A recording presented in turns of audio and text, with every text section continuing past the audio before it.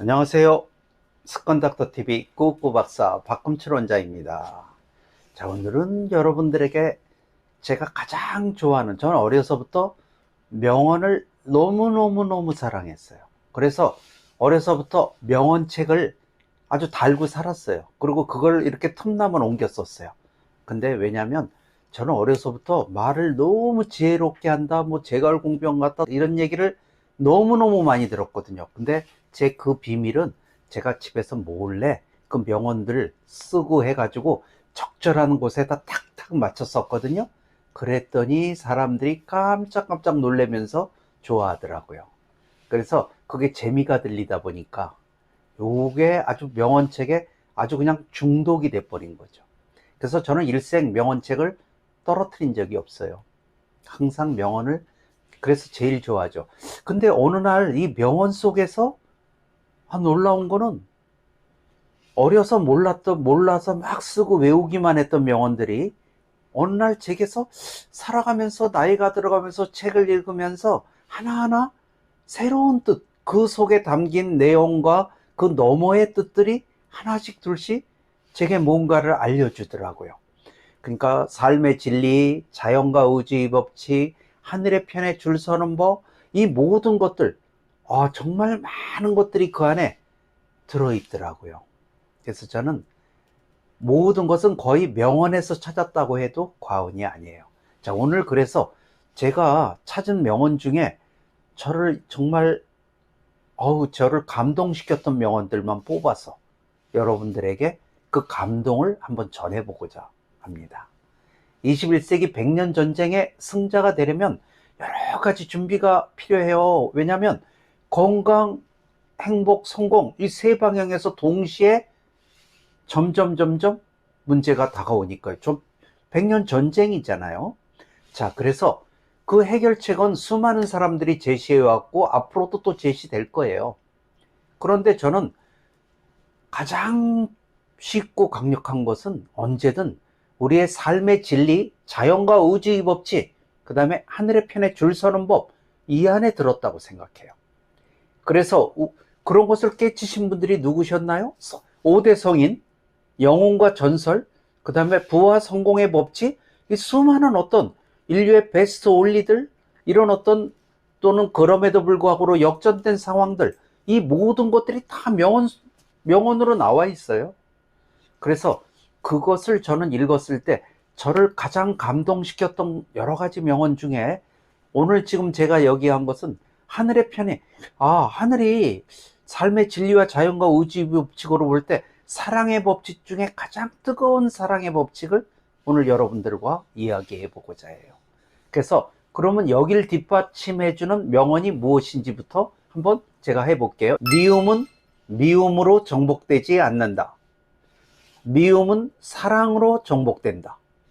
이것은 다시 말하자면 부정은 부정으로 정복되지 않는다. 부정은 사랑으로 정복된다. 이는 영원한 법칙이다. 또 두 번째는요, 감사와 기쁨 외에는 어떤 대의 명분도 없다. 자, 석가모니 부처의 명언이죠. 거기서 또 제가 항상 반성하고 있는 거, 화에 집착하며 매달리는 것은 다른 누군가에게 뜨거운 석탄을 던지겠다는 생각으로 자기 손에 꽉 쥐고 있는 것과 같다. 결국 화상을 입는 것은 바로 당신이다. 자, 아직도 저는 석탄 많이 가끔 들고 있어요. 그래갖고 이 명언을 외운 사람으로서 정말 미안한 마음이 많아요. 자, 근데 이 명언 세계는 저에게 항상 살아있거든요. 자, 또 이거 못지않게 제가 항상 도움을 받고 있는 훌륭한 명언이 있어요. 자, 한번 항상 기뻐하라. 쉬지 말고 기도하라. 범사에 감사하라. 무지하게 많이 들어보셨죠? 이는 그리스도 예수 안에서 너희들을 향하신 하나님의 뜻이다. 저는 이 얘기에서 삶의 진리, 하늘의 뜻을 이 안에 다 들었대는데 이걸 풀고 나서 너무 신났어요.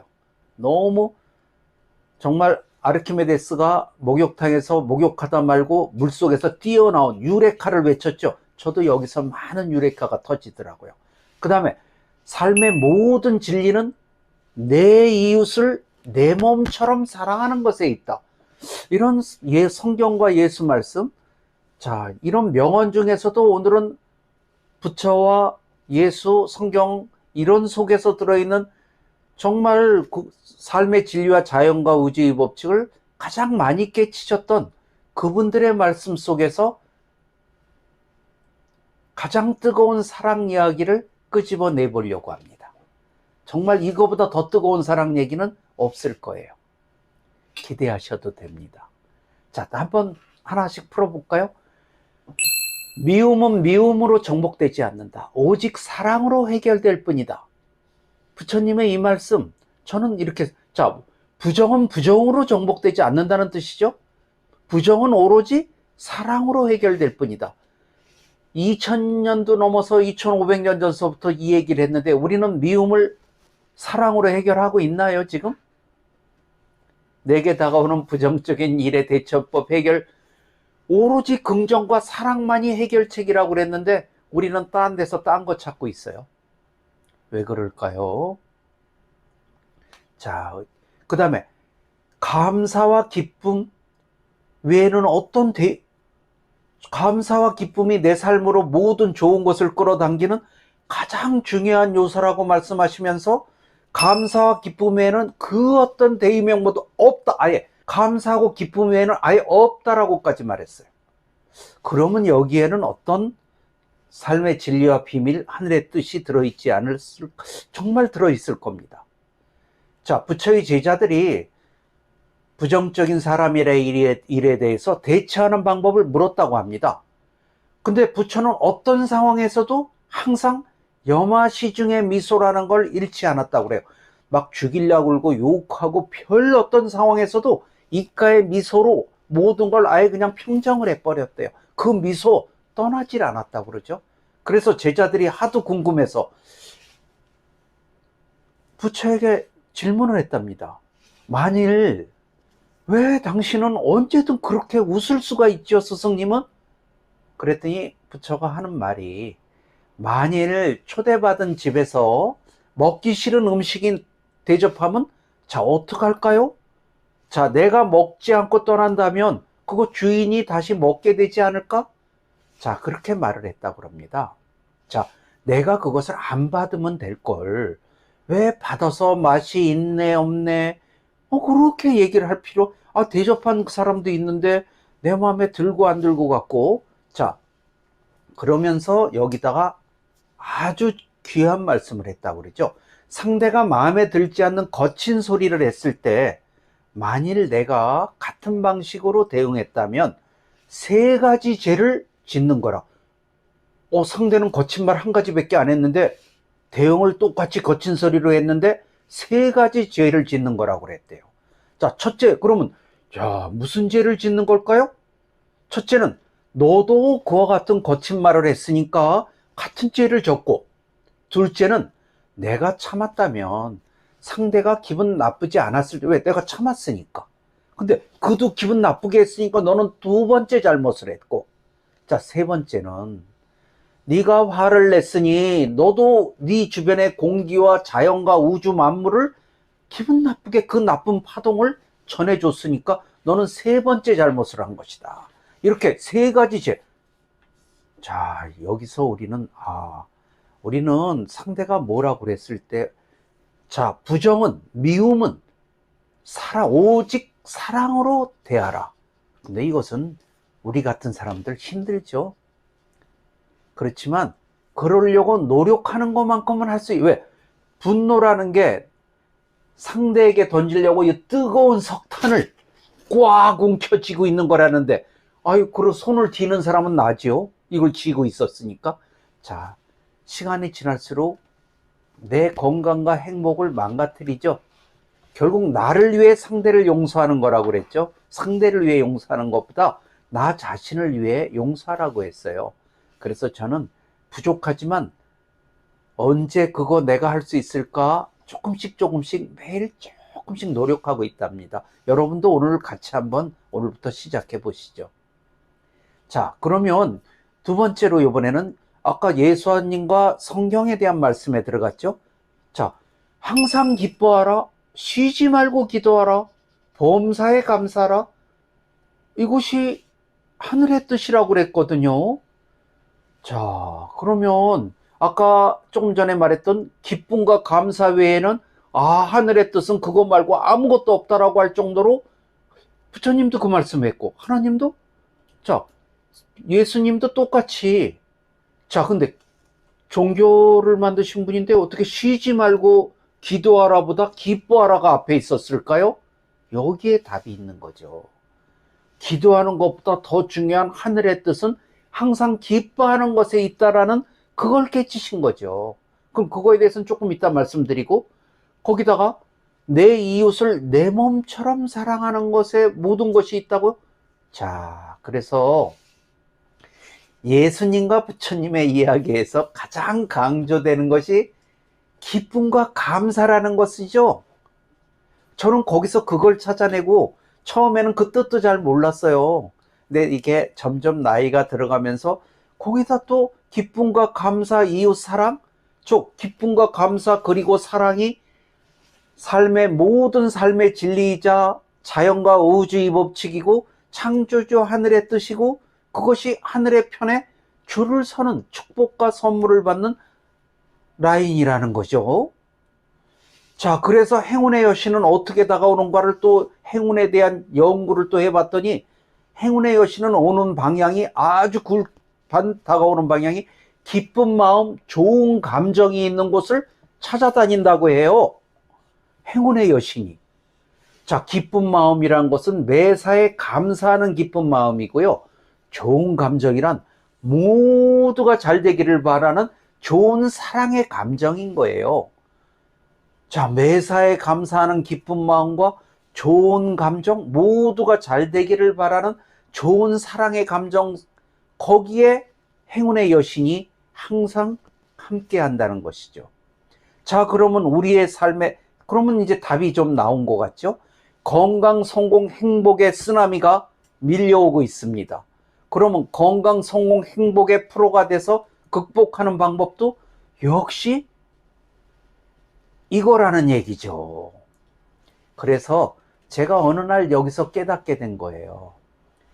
감사는 행복의 씨앗이요, 웃음은 건강의 씨앗이요, 칭찬은 성공의 씨앗입니다.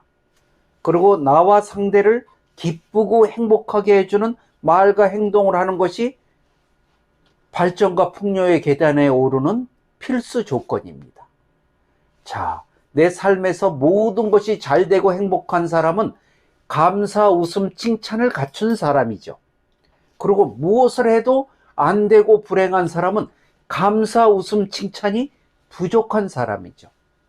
자, 감사, 웃음, 칭찬은 내 삶의 좋은 것의 절반이라고 해도 과언이 아니라는 것을 찾아내게 된 거죠. 뭐 특별한 것도 아니에요. 여러분이 다 알고 있는 것을 찾아낸 것뿐이죠. 아까 말했죠.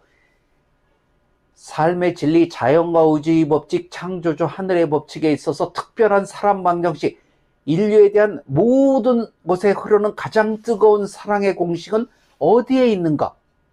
그것을 지금부터 결론적으로 한번 찾아보려고 그래요.